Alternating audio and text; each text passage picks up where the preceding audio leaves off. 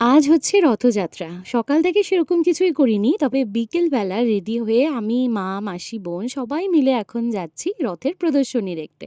আর বাইরে বেরোনোর পরই তো একের পর এক রথ চোখে পড়ছে। কি সুন্দর করে সাজানো। আর এই হচ্ছে সেই প্রদর্শনী।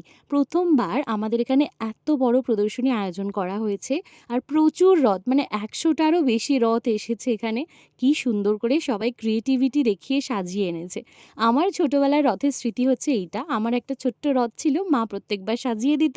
আমি বেরোতাম আর একটু যাওয়ার পরেই জগন্নাথ দেব পড়ে যেতেন। আর এখানে এসে দেখলাম প্রচুর ভিড়। আর কেন? কারণ এখানে ফ্রিতে দিচ্ছে কফি আর বেগুনি। আমরাও সবাই ফ্রি এর কফি একটু খেয়ে নিলাম। তবে বেগুনি খেতে প্রচুর লাইন দিতে হচ্ছিল, তাই আর যাইনি।